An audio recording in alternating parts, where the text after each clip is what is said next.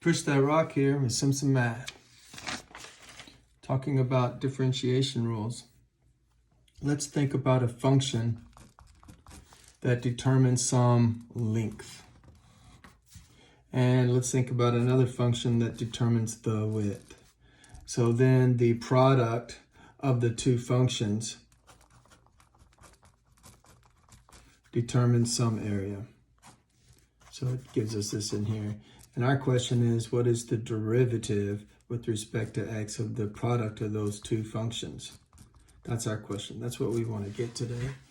And to think about this, we'll think about a slight change in the length and a slight change in the width. And what does that do to the area? How does it change the area? Because derivative describes the change in a function. So we'll kind of visualize this like so. So here's the change in the area, and that's what the derivative should give us. If the product's giving us area, the derivative should give us the change in the area. And we have this way of visualizing it where we can take this change in the area, which is this L-shaped area here, and bust it up into three little rectangles.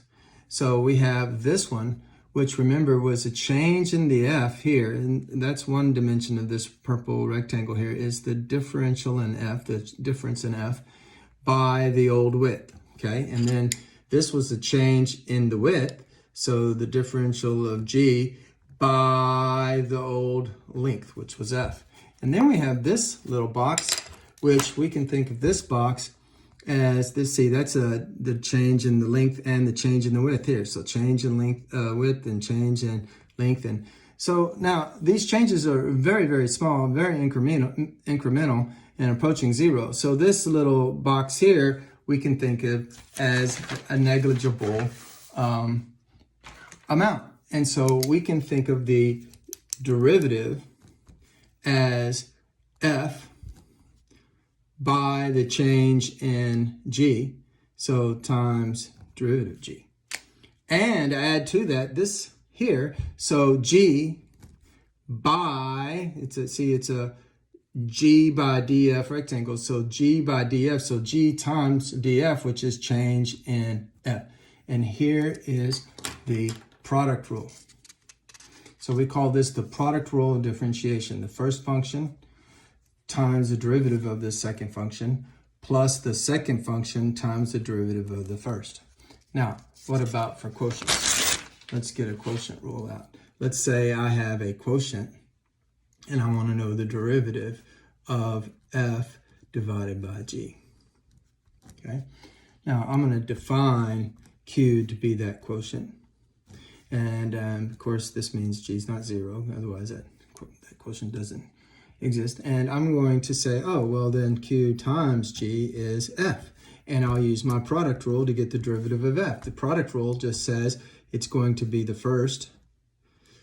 Oh, that's supposed to be a q times the derivative of the second plus the second times the derivative of the first. Okay. Now, I want to get the derivative of q. See, because I want to get the derivative of this quotient, and q is the quotient. So I want to get the derivative of q by itself. But I want it in terms of f and g, so I'll just rewrite q as f over g, because that's what q is. Q is f over g. So I'll rewrite what q is, and now I'm going to concentrate on getting q prime by itself, so I'll subtract this over. I have g times q prime is equal to f prime minus f g prime over g, and I need a common denominator, so I'll multiply this on top and bottom by g to get the common denominator. I have g times q prime is equal to, let's rearrange the order there, g times f prime minus f times g prime all over the common denominator g. And then to get this by itself, I'll just multiply both sides by 1 over g. And so I have q prime, which is the derivative I was looking for, is equal to g times f prime minus f times g prime all over g squared. Or, as the students like to say, they like to say a little poem thinking of g as the low function, because it's the denominator, and f is the high function, because it's the numerator.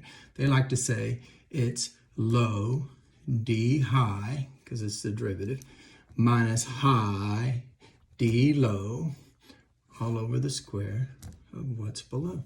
And there is your quotient rule. Quotient rule for differentiation. Now, let's do a couple examples. What if I have a function that is a product?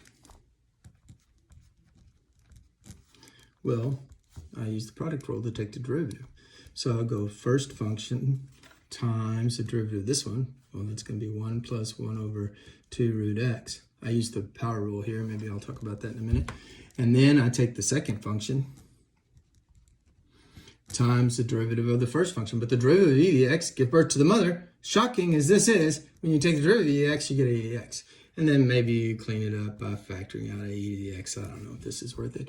But when I factor it out, I get 1 plus 1 over 2 root x plus root x. And there's the derivative. Maybe we should discuss this step where I went from here to here. All I was doing was taking the derivative of root x. But that's the same as taking the derivative of x to the 1/2. So I use the power rule and get 1/2 x to the negative 1/2 because you subtract 1 from the exponent. And of course that negative means I have 1 over x to the half, which of course that's the root x. So I have 1 times 1 is 1 and 2 times root x is 2 root x. And that's how I did that step there. Let's do an example of a quotient. What if I have a function that's some quotient, like maybe it's x cubed plus 1 over the line 6x plus 5. Well, the derivative of that will be the low function times the derivative of the high function. Well, I can just use power rule there and get 3x squared, and the derivative of 1 is 0, minus the high function times the derivative of the low function. Well, that's 6x plus 5. That's a line, so it's always 6. The slope is always 6, so the derivative is always 6, and then all over the square of what's below. So low d high minus high d low, all over the square of what's below. And don't you clean this up. Maybe you did distribute, of course, the 3x squared. So we're going to have 18x cubed plus 15x squared. And you distribute a negative 6 here. So we have negative 6x cubed minus 6 because we're distributing this negative 6. And it's all over the square of what's below. And so maybe the final answer, the dy dx, is 18 minus 6, 12x cubed plus 15x squared minus 6. We could factor out what is that, a 3, but you know, that doesn't really reduce or anything, so there's no real point. So there is our derivative. Math made simple. It's Simpson Math.